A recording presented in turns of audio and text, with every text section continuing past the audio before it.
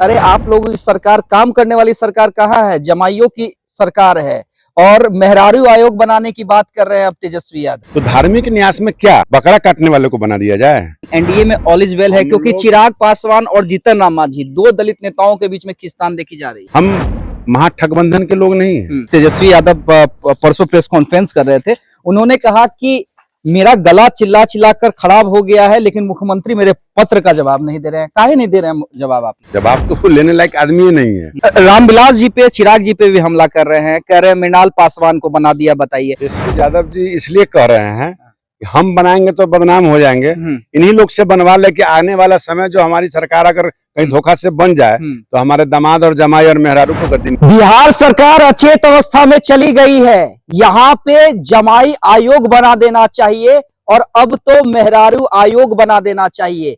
नेता प्रतिपक्ष तेजस्वी यादव इन दिनों नीतीश सरकार पे जमकर हमला कर रहे हैं। जवाब देने के लिए हमारे साथ पूर्व मंत्री राम सूरत राय जी हैं।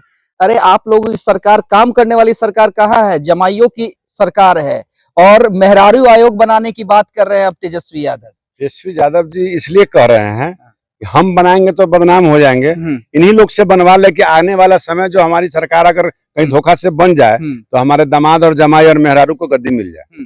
लेकिन सवाल जो उठा रहे हैं, तो आपको क्या लगता है जो लोग बने हैं, 3 लोग बने हैं, सायन कुणाल जो किशोर कुणाल जी के बेटे हैं, जिनका सामाजिक कार्यों में बड़ा योगदान रहा है। कुणाल जी के बारे में जो कह रहे हैं, उनके पिताजी हमारे किशोर कुणाल जी कहीं बाहर के नहीं, मुजफ्फरपुर के ही हैं। हम सबको लिए आदर्श हैं। अधिकारी रहे तब, चाहे महावीर मंदिर ट्रस्ट के जो कर्ता धर्ता हमारे थे वो, तो निश्चित तौर पर से उनका परिवार यह सेवा करते आ रहा है। तो धार्मिक न्यास में क्या बकरा काटने वाले को बना दिया जाए? कि जो मंदिर का पूजा करता है, जो सनातनी को समझता है, जिसका परिवार, जिसका संतान, जिसका खानदान समझता है, उसको ना बनाया जाएगा जी? ये कौन सी बात हो गई?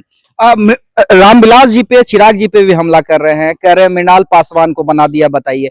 जबकि मृणाल पासवान तो रामविलास जी के साथ भी राजनीति किया करते थे। जो राजनीति करता है, जो काम करता है, उसी को राजनीतिक कार्यकर्ता को ही जगह मिलता है। चाहे वो किसी, देखिए हम भी किसी के बेटे हो सकते हैं, किसी के दामाद हो सकते हैं, किसी के पति हो सकते हैं, तो ये टीका टिप्पणी करना उचित नहीं है। लेकिन जो लोग लिमिटेड कंपनी, फैमिली कंपनी बना के चलाना चाहते हैं, वैसे लोगों को पेट में दर्द हो रहा है। ये सभी एक बट वृक्ष की तरह एक एनडीए का परिवार है, जिसमें सबको मौका मिल रहा है। अच्छा ठीक है राम सूरत राय जी, लेकिन एक सवाल तो है ना कि जो लॉ एंड ऑर्डर को लेकर स्थिति है, उसको लेकर तेजस्वी यादव कह रहे हैं, आंकड़ा भी गिनवा रहे हैं। हालांकि अब बिहार सरकार की ओर से जवाब दिया गया है, खुद डीजीपी ने प्रेस कॉन्फ्रेंस किया था और 2004 का आंकड़ा बताया था और ये बता रहे हैं कि उससे हत्याएं अभी कम हो रही हैं। लेकिन फिर भी आपको लगता है कि एक लॉ एंड ऑर्डर जो है स्थिति एक चिंता का विषय है? लॉ एंड ऑर्डर, घटनाएं हो रही हैं, उस पर काम भी हो रहा है।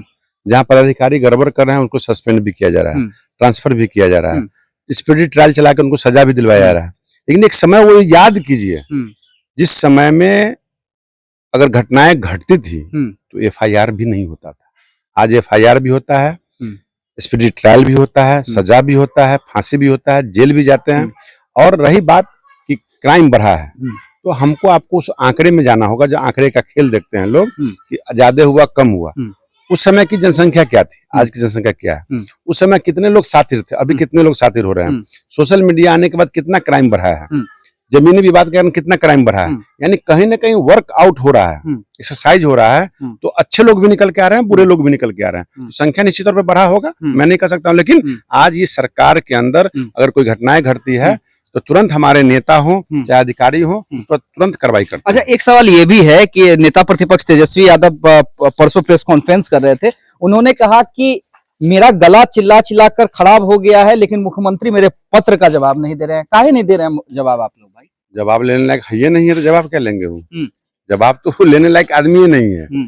कोई आदमी, अब आपको फिर लोग कहेगा कटाक्ष करते हैं। मैं पूछना चाहता हूँ आपसे चैनल के माध्यम से कि मैं पत्र लिखूंगा जज साहब को, हम खुद जो है पढ़ले नहीं है, तो क्या जवाब दिया जाएगा?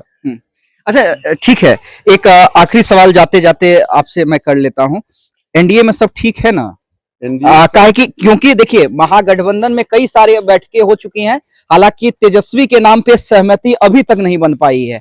कांग्रेस जो है वो लगातार ये कह रही है कि चुनाव के बाद फैसला लिया जाएगा, या अभी फैसला नहीं लिया गया है। आप लोगों ने फैसला ले लिया है नीतीश कुमार के नेतृत्व का, लेकिन एनडीए में ऑल इज वेल है, क्योंकि चिराग पासवान और जीतन राम मांझी दो दलित नेताओं के बीच में खींचतान देखी जा रही है। कोई बात नहीं है, कोई चिंता की बात नहीं है। एनडीए एक ऐसा परिवार है जो सबको लेकर साथ चलती है, सबका साथ, सबका विकास, सबका विश्वास के साथ चलती है। तो हम गठबंधन के लोग हैं, हमारा बड़ा परिवार है, कोई खटास नहीं है। हम आपका एक पहली बार लड़ने नहीं जा रहे हैं, पहली बार हम सरकार बनाने नहीं जा रहे हैं, चाहे भारत की सरकार हो, चाहे बिहार की सरकार हो, चाहे राज्य के किसी देश के अन्य राज्यों में हो। हम गठबंधन से घबराते नहीं है, हम महाठगबंधन के लोग नहीं है। हमारा विचारधारा, एनडीए के विचारधारा अटूट है, और निश्चित तौर पे किसी को कोई परेशानियां होता है, कोई एक दल निकल जाता है, कोई चला आता है, तो बिहार की जो राजनीति है, जनता भी मन बना चुकी है।